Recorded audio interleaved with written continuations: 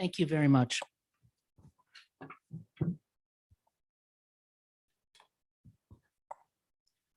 Welcome, everyone, and thank you for coming. If you are in the back rows, you have missed the handout, so you might want to move forward or grab one at the end of the program.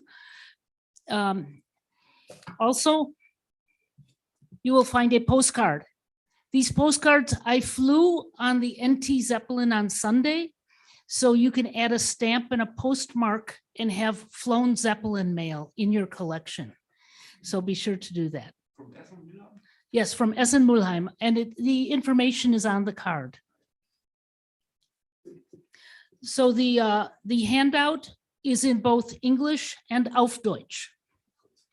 So, es tut mir leid, mein Deutsch ist nicht so gut, und so spreche ich auf Deutsch, auf English, yeah, okay.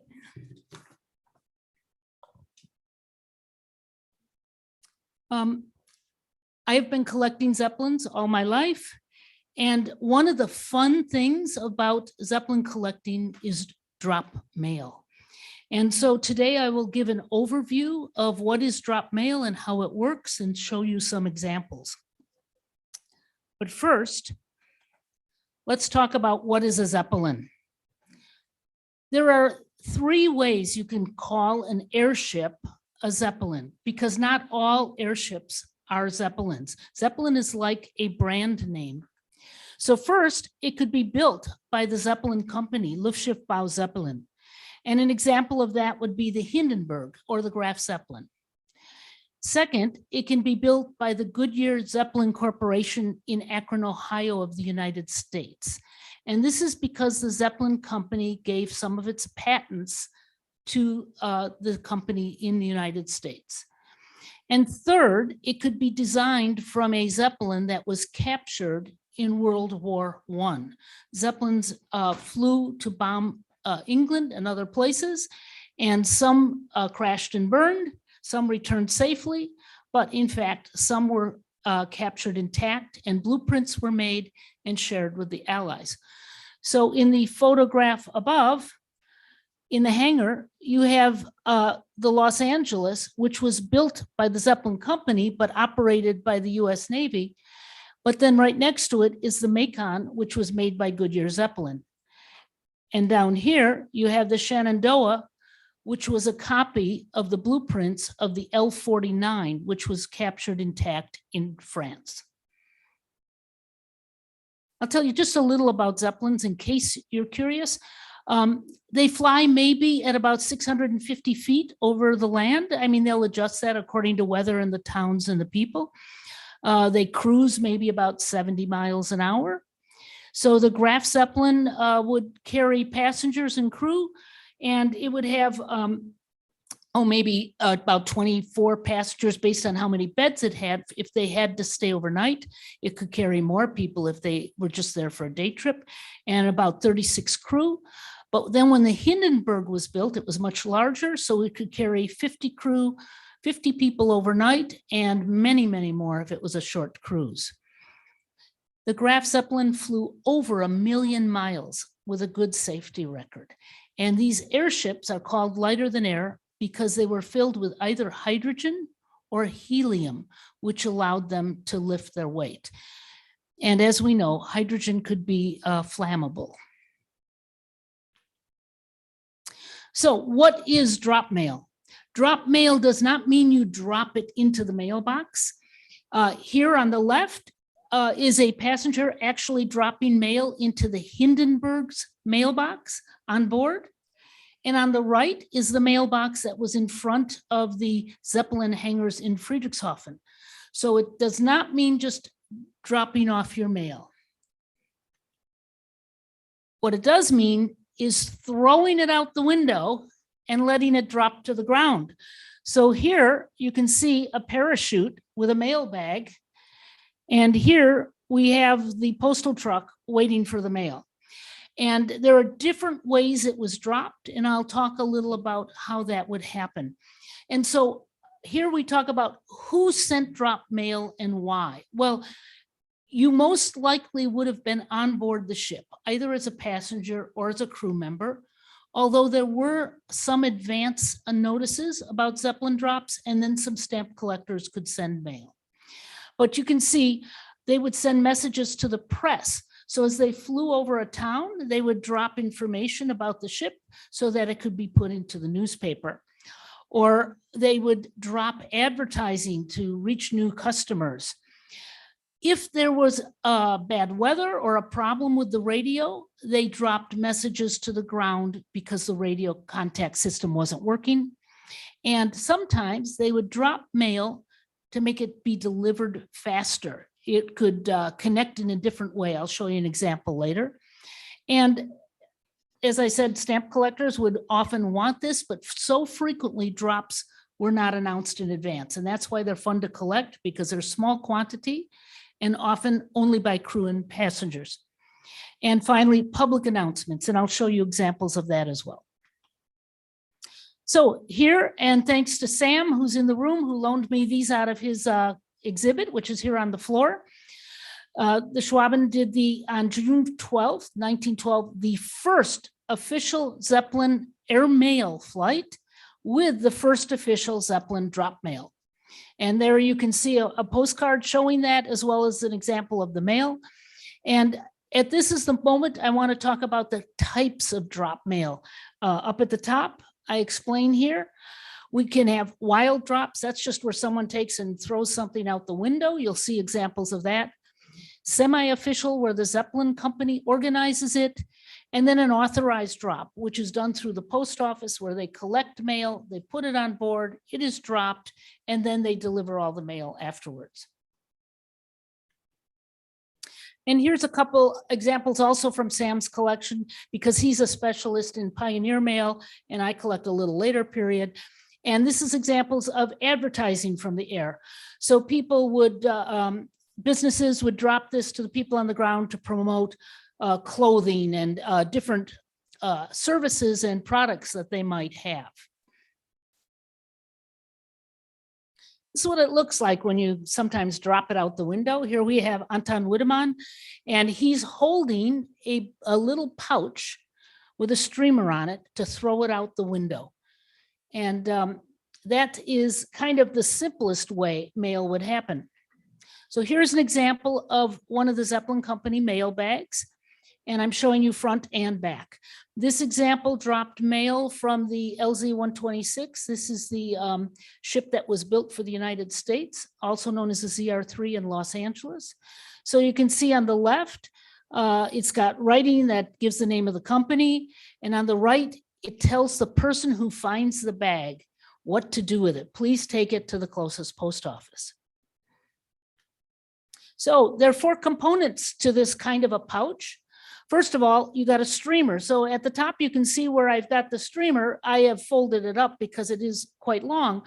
Why would you have a streamer? Well, when you drop it out the window, you want people to see it. So somebody will go pick it up. And so the streamer will bring attention to it as it drops. Next, you need the pouch. And in this case, the pouch is almost like a waxy substance, so that it even could make it a little bit waterproof. You need text to explain what this is when someone finds it. And then at the bottom, there's a little weighted area, and this has sand in it. And that is to pull it with the gravity down to the earth. And this is a card that was actually in this pouch. I acquired this pouch maybe 20 years before I got the card. So this pouch had only 3 cards in it. We know that because it was reported in the newspaper. 1 card went to the newspapers and was probably thrown out or destroyed. 1 card, we don't know who received it, and it's never turned up on the market. And when this card came up, I was quite excited because I could reunite these 2 items. And this is just someone who was not on board the ship, but from Friedrichshafen. And they probably gave it to a crew member and said, you know, would you send this from the ship? It was dropped over Flensburg. That was the hometown of Hugo Echner, who was the commander of the Graf Zeppelin. Now, when that same Zeppelin was ready to fly across the Atlantic Ocean for its delivery, at that time, radio contact was kind of limited. because the waves, airwaves as we know them, weren't so strong. So by the time they got to the Azore Islands, they no longer had radio contact with Europe. It would be a little while before they got closer to North America for more radio contact. So they did a mail drop. They dropped 2 bags. And this one is sent by the crew member Leo Freund, who was one of the radio operators. And basically they were writing home to the family and say, hey, we made it this far. Remember, at this time, this was groundbreaking to be flying across the Atlantic like this. This is 3 years before Lindbergh flew his airplane across. And so if you look up at the top, you see the Portuguese stamps, but underneath them, see that kind of green color? That was a German stamp. So Leo Freund had actually put a stamp on it, but when it was dropped, most of the mail had no stamp on it, and they put some money in the envelopes with the 2 bags. And so it was taken to the local consulate. They put on stamps and it went to Portugal to then be delivered to Germany. And here in the photo on right, you can actually see the Zeppelin over the Azores. So now I'll show you a couple examples of the Graf Zeppelin, 1928, on its first trip to the United States, drop mail. On the top left, the city of Constance. You know, this is very shortly after takeoff and they're already doing a drop, but they're still over Germany. So in this case, they can use the German postage rates, so they're easy to put stamps on. But then by the time they leave Europe, they don't have the right stamps for everywhere they're going. So on the one on the right, you can see is dropped over the island, Madeira Island, on their way to go across the Atlantic. So they put no stamp on it. So what happens, the post office, 3 different times it gets postage due markings. And then it, you know, is eventually delivered. And right above it is a photograph of the town where it was dropped. And that photograph was taken from the Graf Zeppelin. So it gives you an idea that it's not flying so awful high. A couple more from that flight.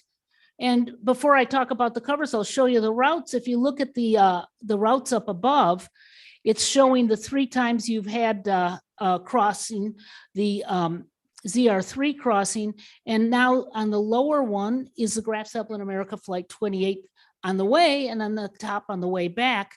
And it's like, why don't they just fly the same route all the time? Well, weather was a big factor, and they didn't have radar to help them figure it all out then. So when they're looking at the weather, they're often just looking out the windows of the control car to see what's up ahead. And sometimes they'll try to outrun or run away from a storm. And other times they'll find a way to get in a position where they can use the winds from the storm to actually help them have a faster flight. Their goal would be to fly under the cloud cover if you can. But in the case of the one on the left, on this North America flight, you can see this bizarre little route down there. They had no intention of flying that far south. They ran into a major storm and it did damage to the airship. And what happened was it tore the fabric on the outside of the ship. So the ship is a metal structure with gas bags inside and fabric on the outside. And the fabric on the fin tore. Well, it's flopping out there and it's going to get worse and worse. So they had to send men out to the structure in flight to cut off this flapping fabric, which was quite dangerous. And they were out of radio contact area as well. So as soon as they came near land, which would have been Bermuda, the closest place they came to land, they did 2 mail drops. One drop was just reports for the press, so that on Bermuda, the local press would immediately notify New York of what the press reports were. And the other bag was messages from passengers and crew. So a totally unplanned drop, but both drops went in the water. They missed the land. And so on the card on the left, you can see where there was a stamp there and it's missing because they sat overnight in the water and all the stamps soaked off. So this one had been prepaid, but you can see there's a marking that says postage stamp removed. And so those are highly desirable covers and a fun drop with a good story. The one on the right is on the same flight. After it leaves Bermuda, it heads up the coast of the United States. And when it flies over Washington, D.C., they make a drop. And in this case, it was dropped and landed in a schoolyard So one of the schoolboys picked it up, gets it to the local post office, and this one had no stamps on it, but when it got to Switzerland, the postage due stamps were added. So sometimes you find them with stamps, sometimes without stamps, sometimes with postage due. So they didn't just drop mail, they might drop something else. In the same flight, after they dropped the mail at the schoolyard, they went over down Pennsylvania Avenue to the White House. And then in the center, you can see they dropped flowers to the president. So here we are, they have been flying over the ocean in just a couple days. You remember ships might take 5 to 10 days, depending on the stops. And the Zeppelin can do the same flight in just 2 to 3 days. So flowers cut fresh in Germany, delivered to the president with a mail drop. And the right is another example of a mail drop. In this case, they would take often when they would fly over a ship in the Atlantic, they might drop a bottle of wine or flowers, especially if it was a ship where they knew the people aboard. This is an example of leaflets being dropped. On the left, the US Navy airship Shenandoah dropped this leaflet over California a couple days before October 27th, because back in that time on Navy Day, an annual day, there would be parades. People would go to naval bases to see the ships, and there were all kinds of bands and celebrations. So it was promoting that holiday. And on the right, this was dropped by the Hindenburg. Both the Graf Zeppelin and the Hindenburg made a flight around Germany. It took 3 days, and they dropped leaflets to get people to vote in favor of a proposal that had been made by the government. On these, I'm going to show you a little different angle of how maybe someone did something. On the top left, Ludwig Knorr, who's a crew member, is actually sending and dropping a card to someone in his family. Quite often crew members would do that, send a card back home. That card might get home before they did. So it was a way the family knew everything was fine. Remember, there was very little way a crew member could contact anyone at home while they were gone, and they might be gone for weeks at a time. The bottom one is a great example of how a drop was used to speed up the mail. So here we are, we've flown, Hindenburg has flown to Brazil, and now it's on the return flight. And the passenger writes a postcard addressed to Brazil, but they just left Brazil. So now if the Zeppelin flies it to Germany and waits for the next Zeppelin to bring it back to Brazil, it's going to take a long time. So instead, they dropped it at Las Palmas, the island area, and there Deutsche Lufthansa had regular service. It could pick up the mail. It flies it up to Frankfurt. It then turns around and on the next Lufthansa flights to Rio, puts it aboard, and it gets delivered much faster to Brazil. By 1936, the Zeppelins, both Graf Zeppelin and Hindenburg, flew to South America. They were no longer carrying what we think of as first-class mail. They would carry like printed matter and other forms of mail, or onboard mail by passengers and crew. So by then, Lufthansa was carrying most of the first-class mail. Now I'm going to switch over to a couple US Navy Zeppelin experiences. They didn't have these cute waxy pouches on board the US Navy ships, so the crew members had to be a little more creative. And this is an example of a piece of dropped mail from the Shenandoah, and it was one of its early flights. And it was dropped by a crew member, but the crew member didn't write the letter. Someone who worked at the base did and asked crew member to drop it because they were going over a town where his niece and nephew lived. So he addressed this one to his nephew. He addressed another envelope to his niece. That one was never found. So here it is on board. And how is this going to drop? You need something to help it get along. Up above, you see the man 50 years later as an older man he's Dudley Jones. When he received this piece of mail, he was in the newspapers as a little boy. It was a big deal. And he said, "I will never sell this cover. It's too much treasure for me." Well, then along comes Norman Surfos, a stamp dealer out in New York, and probably offered him more money than this kid could ever imagine. So he sold the cover to him. Today it's in the Benjamin Miller collection of the New York Public Library, on display at the National Postal Museum.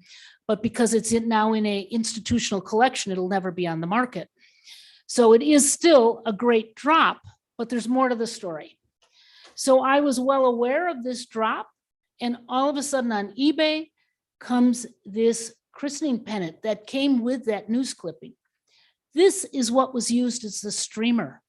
When the Shenandoah was commissioned, it's typical for any commissioning of a US Navy vessel to hang a commissioning pennant, but just for that day. So after that day, it was probably folded up and shoved somewhere in the ship in a tight little corner. And when this crew member was looking for a way to drop the mail, he took the christening pennant of the Shenandoah to attach to the envelope to drop it. And believe it or not, someone in the family eventually put it on eBay. Amazing what we can find. Here's another creative drop. Thomas Dickerson was a crew member on the Shenandoah, the same airship I just talked about. And it was a tradition that if the captain knew a crew member's hometown was nearby the route, they would divert in order to fly over the hometown, because this was really a big deal for a town that one of their young men was serving, this very prestigious role of serving on an airship. So he was from Summerland, California. The Shenandoah had made a cross-country trip. It was now flying up the West Coast, then it would, before it would return home. So they diverted to go over Summerland, and Thomas addressed this to his mother. But now, how do you get it to pull to the ground? So that is the actual silver dollar that he put inside the envelope in order to give it weight to drop it to the ground. Unfortunately, the stamps aren't postmarked. Why? Because it's a small town and the guy who found it knew Tom's mother. So he just went to her house and said, here, look what I found. So there is no postmark, but there's a good story behind it. Of course, the cover is ripped and damaged because of the weight of the coin and hitting the ground. It's a challenge to say, should I do anything to fix it or leave it as it is? So far, I've left it as it is. Here's another crew member who got creative. They were flying over his hometown, Ravenna, Ohio, and he wanted to send a message. He had no pouch, he had no streamer. So he cut out his pants pocket inside his pants and made a streamer, which you can see I've got folded there, addressed the envelope as on the fabric of his pocket, and then stitched in sand in his free time when he had it, because sand would have been on board the ships because it was used to weight down the ships after they landed in big bags. So here we have a drop mail by Pants Pocket. The Zeppelins also carried airplanes and gliders and would drop mail from the ship by those planes. So this is an example with the Los Angeles had a glider attached to its trapeze. And when it got near Washington, D.C., the glider was released with the mail that had been on board the Zeppelin, was given to the pilot, just a small handful, and he then flew them to the ground after he was dropped. Here, if you look on this photograph of the Macon, you can see an airplane suspended. When the Akron and Macon were designed, they had an actual aircraft carrier space inside their hull. So they could, above where that trapeze is, they could hold 4 airplanes inside the ship, plus one hanging from the trapeze. So they could bring 5 ships with airplanes, biplanes with them at a time. And why did they do that? Because these were scouting planes for the Navy. The idea is they would fly the airship, the planes would go off in different directions ahead of the plane, ahead of the airship, and look to see what they could find. Then they could come back to the ship, attached to the trapeze, and be pulled back up inside. And this example shows you one of the Macons, both Akron and Macon had them, had a little logo of a trapeze artist there. And one of these planes exists in the National Air and Space Museum in just outside Washington, D.C. Most of the others are on the bottom of the ocean because we did have a few disasters. So they did drop mail with these airplanes. Airplanes actually, I found evidence, carried mail back and forth to the base when they were out for quite a few days at a time. Here we have Franklin Roosevelt, who was the president. He was aboard this ship, the USS Houston. As many of you know, he was handicapped and used a wheelchair. So for him to travel, a ship was a great way to do it. He could be wheeled around in his wheelchair. He'd go fishing off the back end. In this case, he's going through the Panama Canal to go to Hawaii. So the commander of the Zeppelin Macon says, wow, after talking to a friend of his, Admiral King, says, maybe we could go find that ship, because of course they're not telling people exactly what the route is. So they did. The scouts went out from the ship. They looked for quite a few hours. They finally found Roosevelt's ship, the Houston. They radioed to the Houston and said, would you accept some packages if we dropped them? And they replied, yes, we would. So the airplanes, 2 biplanes, went back to the Macon, were taken aboard. They got the prepared pouches with the mail, Time magazine, San Francisco newspapers, a lot of things. And they carried these pouches then back in flight to the Houston. And they tried, aimed to hit the deck of the ship. Both went in the water. Each pilot had one with them that they literally were holding with a hand while steering with the rudder and everything else with the other hand. They dropped the 2 packages. A little boat goes off the big ship, retrieves them, and Franklin Roosevelt autographed some of the ones returned. He was allowed to keep examples. He was a stamp collector. There was also one addressed to the captain of the ship. And this example is, oops, I'm sorry, let me go back. Hit the wrong button there. This one is addressed to one of the crew members of the Macon. He wanted one of these drop mails, and so it was returned to the base to him, signed by Roosevelt. Okay, why did drop mail end? When we took the Zeppelin flight, where I've given you the postcards of the flown mail, when we just took a flight on Sunday, one of the things they said to us, don't let anything go out the window, because if you drop something and it got caught in the propeller, or if for any reason it, hit a wind tunnel, it could damage the ship. And I think they reached a point where they decided drop mail was just a little too risky. So the passenger instructions, and here you have 2 examples of the covers of passenger instructions, started to give the instruction that please do not drop anything out of the windows. And they did, though, allow you to have mail in a pre-planned postal arranged drop.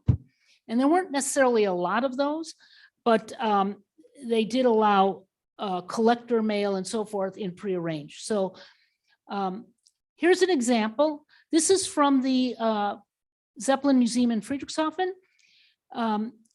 The mail from this drop isn't listed in Seeger. There is still undiscovered stuff. I've been looking now for this drop. Somebody here might find it before me. But when the Hindenburg was going to and from South America, it did not land at Recife in Pernambuco on all of its trips. You can see it only landed twice, the 5th and 7th trip. Why? Because they had built a hangar now in Rio, and they no longer, with the Hindenburg, needed to make the stops to change their elevation and way off and everything. So instead, because they were no longer landing there, if there was any mail on board written by passengers and crew, it was dropped. And this example, because it has the postmark, very clearly indicates that mail was dropped on that flight. But I have never seen one, still looking. This is an example of what the mail looks like. Brian is here. He loaned me this one from his collection. This is an example of what the mail looks like when it went to Rio. So it was on the flights, most of the mail would go to Rio. So would you consider mail a drop mail if all of a sudden the whole ship dropped? Well, I actually don't, but in fact, the mail did drop to the ground in the crash. And I think everyone knows what this picture is about. May 6, 1937, as Hindenburg was attempting to land at Lakehurst, New Jersey, it burst into flames. While there are a lot of theories how and why it happened, we probably will never have the true story. But it was what you can call the perfect storm, where everything went wrong that enabled this to happen and people to lose their lives. The amazing thing about the disaster is 2/3 of the people aboard survived. Only took 34 seconds for that entire ship to burn.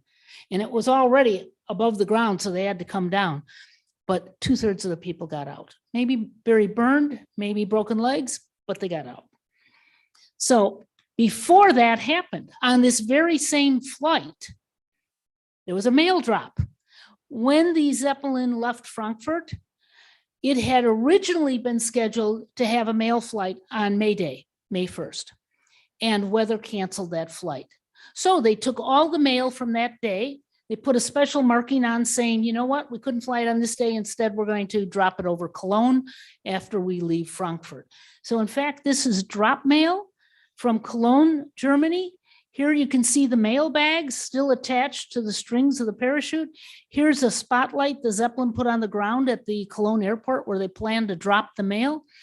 And for those who can't afford a Hindenburg crash cover, which can, be kind of an expensive rarity, you can actually own a piece of mail flown on the final flight for the price of a good lunch. So I think it's like a really thrilling thing to be able to say you have a piece of mail from the last flight of the Hindenburg. If you want to learn more about Zeppelins, these are examples of some books that would help you figure out not only about drop mail, but also about various Zeppelin flights and the airships and the kind of mail they carried. Some are in German, some are in English, but depending on the scope or direction you take, you might need some or all of books like this. In addition, there are 2 Zeppelin organizations. One on Facebook, I'm the administrator for that. We have over 1,200 members. And then there's the Argy Zeppelin Post, that's the study group here in Germany, and they have a booth here at the show. And then in conclusion, I'd like to mention that we have 6 Zeppelin exhibits in the Philatelie section of the show, 3 Zeppelin exhibits in the Germany Salon. So please take time to look at those exhibits. And now, if anyone has any questions, I'd be happy to try to answer them.